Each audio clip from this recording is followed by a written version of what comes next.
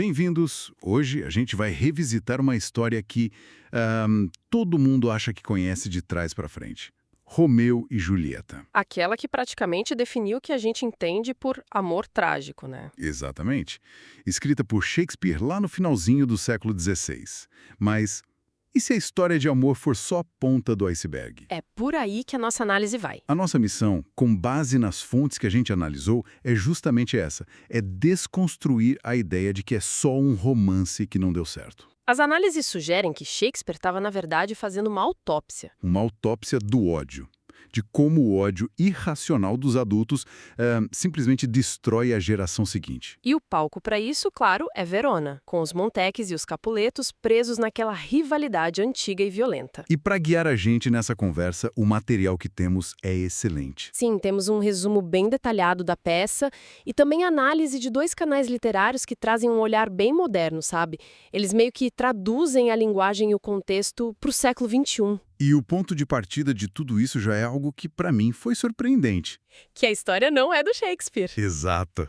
Muita gente pensa nele como um inventor, mas ele era um mestre da adaptação, né?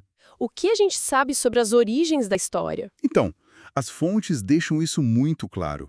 Ele era um arquiteto genial. Ele pegava estruturas que já existiam e, bom, construía catedrais em cima delas. E qual era a estrutura nesse caso?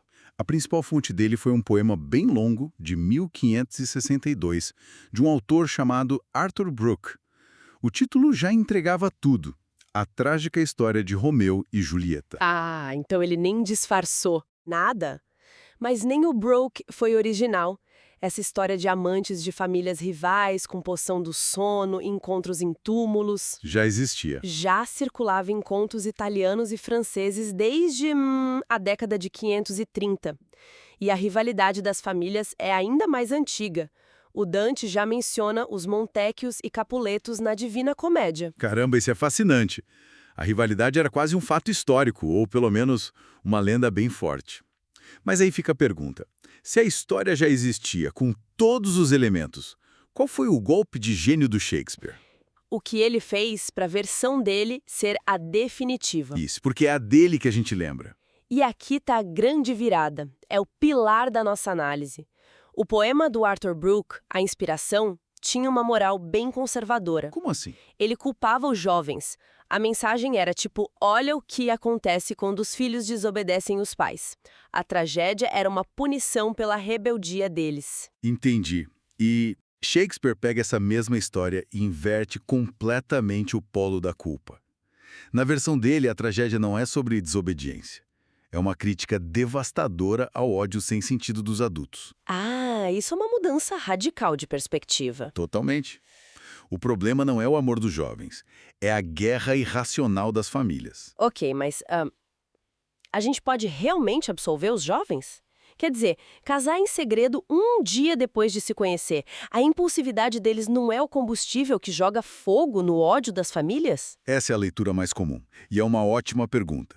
Mas as fontes argumentam que Shakespeare usa essa impulsividade para mostrar outra coisa: O quê? a urgência de encontrar um refúgio num mundo violento. O amor deles é tão rápido e intenso porque o mundo ao redor é perigoso. O ódio não dá tempo para um romance normal, sabe? A paixão deles é uma reação, uma fuga desesperada, e não a causa do problema. Entendi. O amor é um sintoma da doença, não a doença em si. Faz sentido. Vamos então para o começo de tudo. A peça abre com o Romeu, Um Montecchio, de 17 anos. sofrendo horrores por um amor não correspondido por uma moça, a Rosalina. Sim, ele tá no auge da melancolia adolescente, sabe? Escrevendo poesia, evitando o sol. É nesse estado que os amigos, principalmente o Mercúcio, convencem ele a ir de pênetra numa festa na casa dos Capuletos. A ideia era só ele ver outras mulheres e esquecer a Rosalina. E é lá que ele vê a Julieta. Com quase 14 anos, e a paixão é instantânea. E mútua.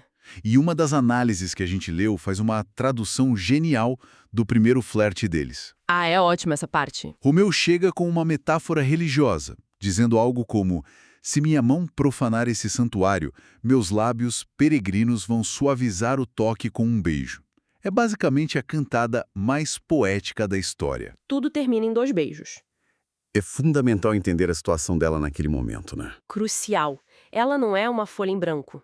O pai dela já a prometeu em casamento para o Conde Paris. O casamento já está arranjado. E a idade dela, quase 14. Choca a gente hoje, mas na época era comum? Exato. A própria mãe dela diz na peça: com a sua idade, eu já era sua mãe há muito tempo. Isso mostra a pressão, a falta de escolha que ela tinha. O futuro dela já estava decidido. E logo depois da festa, vem a cena que todo mundo conhece. A famosa cena da varanda. Que, aliás, tem uma curiosidade aí. Ah, sim? Eu li isso nas fontes. A cena mais icônica pode nunca ter tido uma varanda. É exatamente isso. O texto original de Shakespeare fala que a Julieta aparece numa janela. Numa janela. A palavra balcony, varanda, só ficou popular no inglês décadas depois. A imagem da varanda foi uma adição do teatro, que ficou tão forte que substituiu o original na nossa cabeça. Que loucura! Mas o que importa é o que acontece ali. Eles descobrem quem são, percebem que o amor deles é impossível e, em vez de recuar, eles dobram a aposta.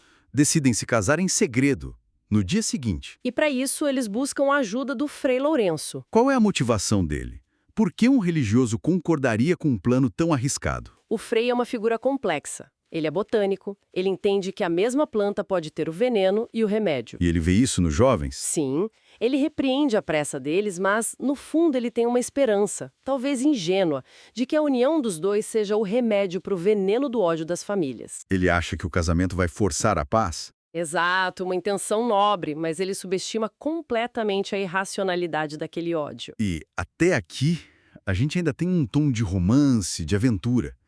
Mas com o casamento secreto, a contagem regressiva para a tragédia começa de verdade. E a velocidade com que tudo acontece é assustadora. Sem dúvida. A peça inteira, do momento em que se conhecem até a morte, se passa em menos de 5 dias.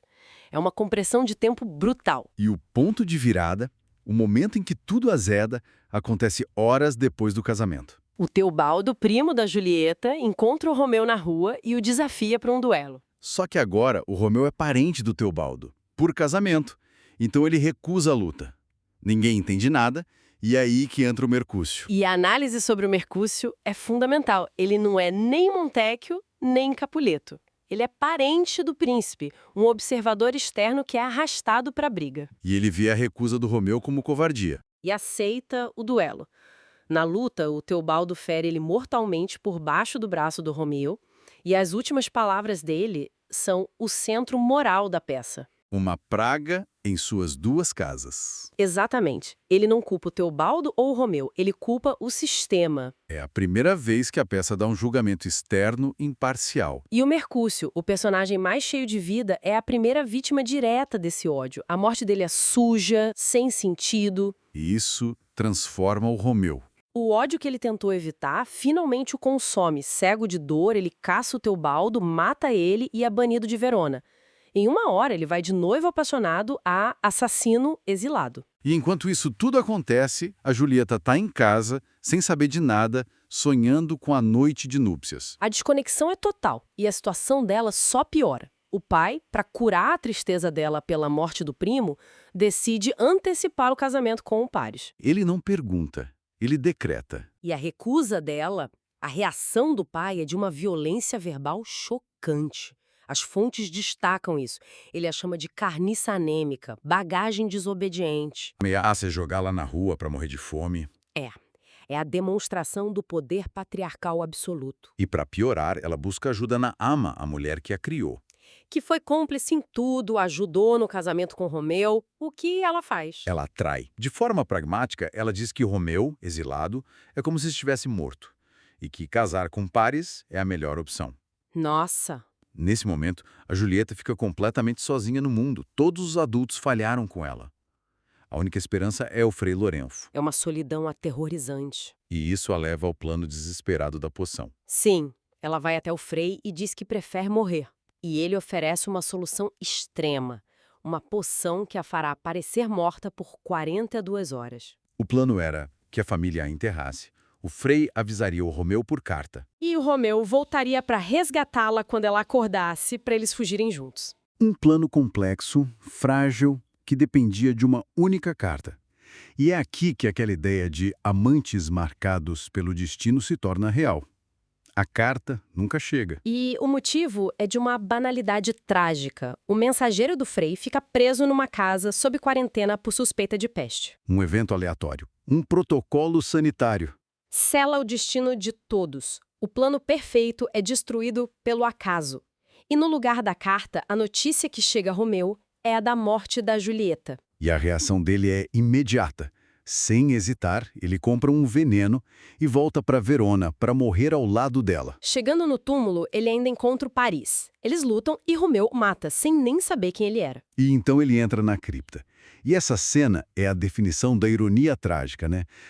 O público, sabe que ela tá viva. É uma tortura assistir, porque a gente sabe de algo que o herói não sabe. E isso torna a morte dele ainda mais devastadora. Exato.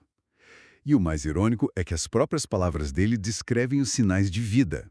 Ele diz que o carmesim nos lábios e bochechas dela ainda não empalideceu. Ele descreve alguém dormindo, não um cadáver.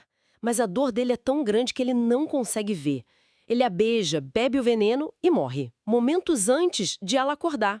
O Frei Lourenço chega tarde demais. E enquanto ele tá lá, a Julieta corta. Imagine o horror. Ela acorda e encontra o marido e o noivo mortos ao lado dela. O Frei tenta convencê-la a fugir, mas ela se recusa. Ela vê o frasco de veneno, beija os lábios do Romeu na esperança de encontrar uma última gota. E ao não encontrar, pega o punhal dele e se mata. E é só com a descoberta de todos os corpos que as famílias e a cidade são forçadas a encarar o resultado da sua rixa antiga. Sim. O Frei Lourenço conta toda a verdade. E pela primeira vez, os chefes das famílias, Montecchio e Capuleto, se olham com a dor compartilhada de quem perdeu tudo. Eles fazem as pazes sobre os corpos dos filhos.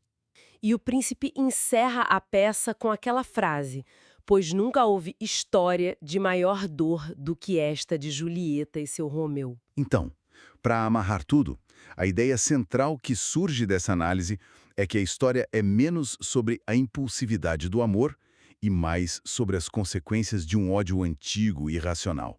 Um ódio perpetuado pelos adultos que envenena tudo ao redor. O amor deles não foi a causa da tragédia, foi a primeira vítima. Exatamente. E um detalhe que uma das fontes aponta como genial. É que Shakespeare nunca explica a origem da briga. Isso. Ninguém sabe como começou.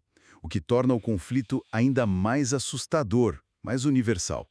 Mostra como o ódio pode continuar por inércia, mesmo quando ninguém mais lembra o motivo. E o legado cultural disso é imenso. Vivemos até hoje. A peça foi adaptada de todas as formas possíveis. Mas o que eu acho mais incrível é como a ficção virou real.